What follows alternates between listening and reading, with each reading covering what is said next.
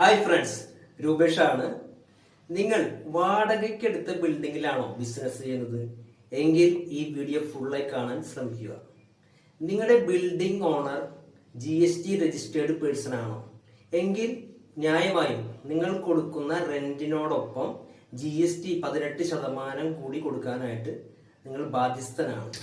ഇനി നിങ്ങളുടെ business GST regular സ്കീമിൽ രജിസ്റ്റേർഡ് ചെയ്തിട്ടുള്ളതാണെങ്കിൽ നിങ്ങൾ ബിൽഡിംഗ് ഓണർക്ക് കൊടുത്ത 18% GST നിങ്ങൾക്ക് ITC ക്ലെയിം ചെയ്യാവുന്നതാണ്.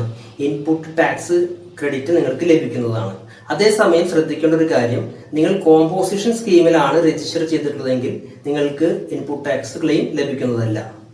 ഇനി മറ്റൊരു കാര്യമുള്ളത്, നിങ്ങൾ GST രജിസ്ട്രേഷൻ എടുത്തിട്ടുണ്ട്, പക്ഷെ നിങ്ങളുടെ ബിൽഡിംഗ് ഓണർ അൺരജിസ്റ്റേർഡ് പേഴ്സൺ ആണെന്ന് വിചാരിക്കുക. അങ്ങനെയുള്ള കേസിൽ റിവേഴ്സ് ചാർജ് മെക്കാനിസം പ്രകാരം RCM പ്രകാരം നിങ്ങൾ ബിൽഡിംഗ് ഓണർക്ക് വേണ്ടിയിട്ട് GST ഫയൽ ചെയ്യുമ്പോൾ 18% GST അടയ്ക്കുകയും അത് ക്ലെയിം ചെയ്തെടുക്കാവുന്നതുമാണ്. ഈ ഒരു പോയിന്റ് കൂടി നിങ്ങൾ ശ്രദ്ധിക്കേണ്ടതാണ്. ഈ RCMനെ പറ്റിയിട്ടുള്ള ഡീറ്റെയിൽഡ് ആയിട്ടുള്ള വീഡിയോ നമ്മൾ മുമ്പ് ചെയ്തിട്ടുണ്ട്. അതിൽ GST ഫയലിങ്ങിനെ പറ്റിയും അക്കൗണ്ടിങ് പ്രൊസീജിയേഴ്സ്, ടാലിയിൽ എങ്ങനെയാണ് ഇത് അക്കൗണ്ട് ചെയ്യുക, എൻട്രീസ് ഇടാന്നുള്ള കാര്യങ്ങളൊക്കെ നമ്മൾ മുൻപ് ഒരു വീഡിയോ ചെയ്തിട്ടുണ്ട്. ആ ഒരു വീഡിയോ ഇന്ന് ഡിസ്ക്രിപ്ഷൻ ബോക്സിൽ നമ്മൾ കൊടുക്കുന്നുണ്ട്.